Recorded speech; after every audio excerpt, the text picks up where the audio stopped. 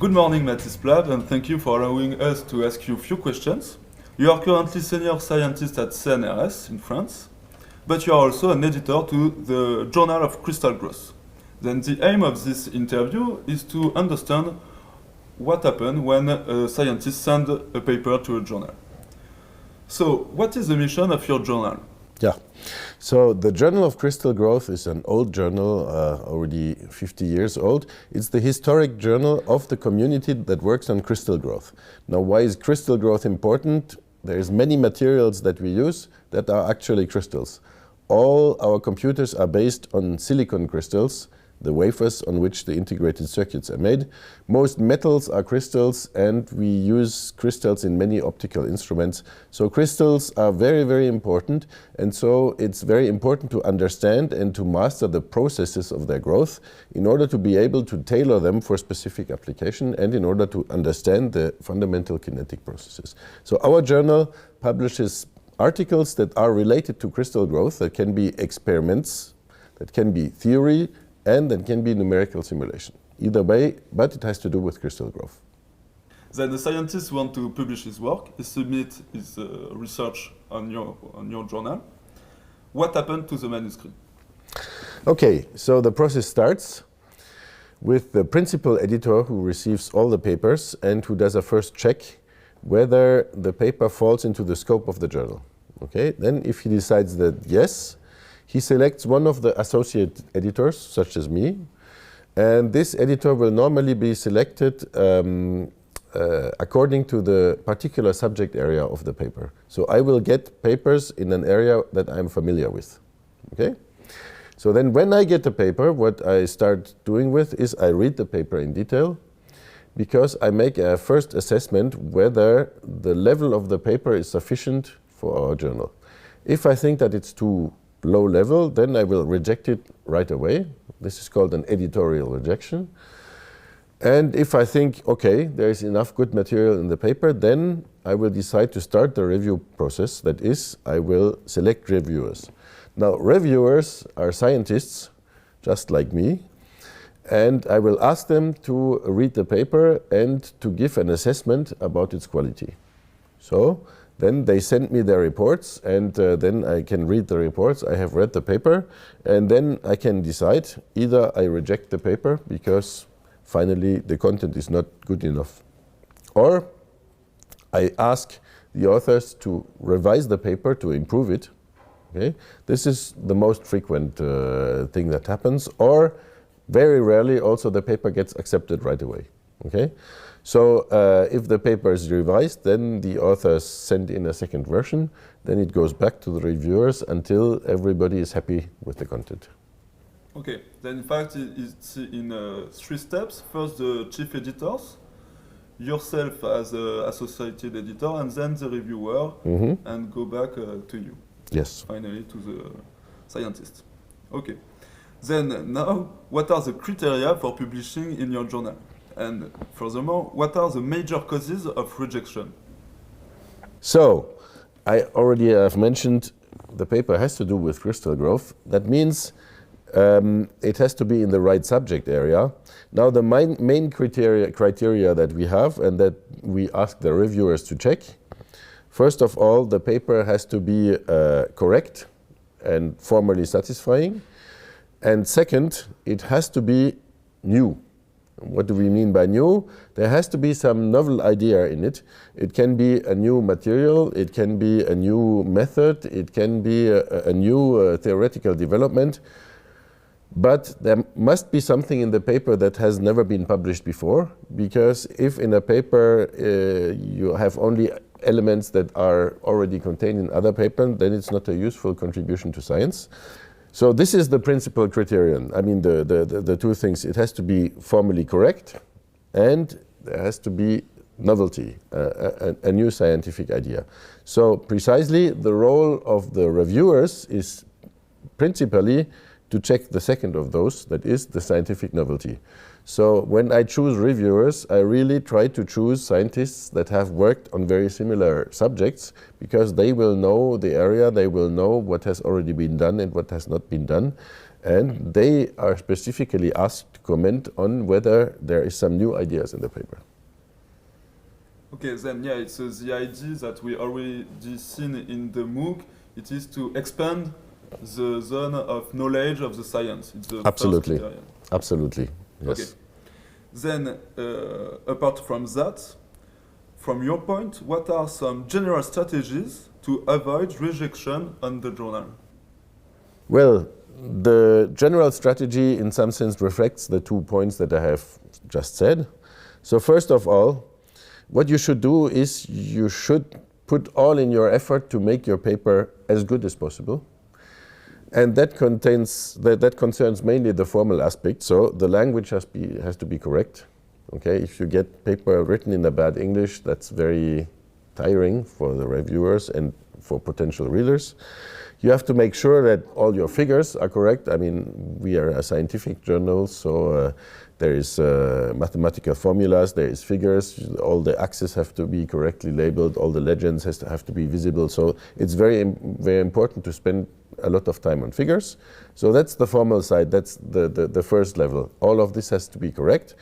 And the second strategy to avoid rejection is precisely what you have already mentioned. You have to know the area to know what are open and interesting questions that you could address. So the most important part of the strategy is to choose a question that is open and interesting, because if you write about a question that is open and interesting, then your paper will be considered. If you write about a subject that the reviewers don't find interesting, then your paper will be rejected. Then, in some level of strategy, the formal style seems very important. Could you add something on this part, and how important are the style guidelines of the journal? Well, as I mentioned, this is a scientific journal. So, for example, it contains math. So there is plenty of rules on how to set and display mathematical formulas. There's also some rules about the structure of the paper, about how to write the abstract and all that. This is written in the style guidelines. This is important, but on the other hand, it's not very, let's say, it's not very, well, it's more or less the same for all scientific journals. So there will be no big surprises or no big changes from one journal to the other. So if you're used, then you can publish pretty much in any journal, and the style guidelines are not so important. In many journals, I should say, there is an important aspect. There are template files, that are sort of pre-written articles where you can fill in the various parts. It's usually a good idea to use those. Then, in fact, yeah, sometimes the journal provide a framework to That's precisely their articles. That's precisely what is called a template file. It's a file that you can modify, where there is written the title goes here, and the abstract goes here. Now keywords, now the authors, the references have to be in this and that format. So, if you start from the template file, you cannot make many mistakes actually. Then the importance to go on the website of the journal. Absolutely. To go look for those kind of informations. Then, hopefully, some researchers are accepted, at least their paper. Then what happened? Okay, so when a paper is accepted, it goes into production. Nowadays, this means first there will be a web version. So this will be usually ready 2 weeks after your paper is accepted, something like that. It will be accessible on the web. Until it gets printed, that may take 2 or 3 months. But quite frankly, nowadays, the printed version is not really important. What is important is the version that is published on the web. So it's quite quickly, then the article will be online? Absolutely. From acceptation to being online is usually very quick. The longest part of the process is the reviewing. This can take quite some time. Then I guess we quite well understand the process for a paper, but there is another part I would like to talk with you on the publication process, and it's the open world, let's say, the open science. From your part, could you sketch the open publication world? And what are the main differences, if any, with, let's say, the more traditional way of publishing? So there is a growing number of journals that are so-called open access journals. So the difference with the traditional journals is mainly the business model, so to speak, because a traditional journal is financed by the subscriptions of libraries and institutions. So you subscribe to the journal, and when you are subscribed, you have the access to the articles. Both you get the printed volumes, and to have access on the web, you have to pay. Okay. Open access is different. In open access journals, the authors pay at the moment of publication, and for this, a paper is put online and it's freely available for everybody in the world. Okay, so this appeared maybe about 10 years ago when the web was robust enough to allow this, and it's gaining ground. So I think we are seeing a shift in the global publication structure.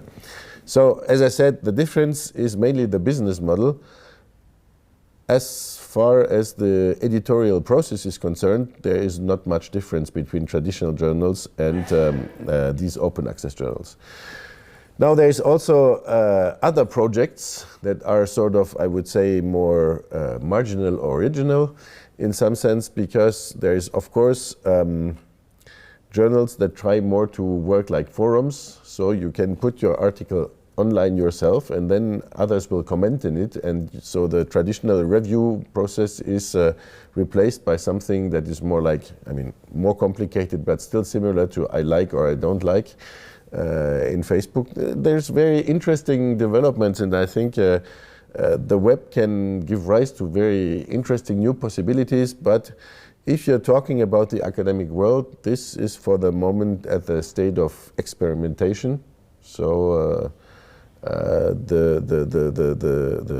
standard way of publication is not going there right now. Okay, thank you. I guess we are over with all our questions. We well understand the process for publishing. Thanks a lot for that. And this new world coming with open publication, it's a new track maybe to follow. With the other interview from a young researcher who published in Science, we have the 2 points of view from a researcher who wants to publish and from your perspective as an editor. So thank you for that, and see you on the next video. Bye. Bye-bye.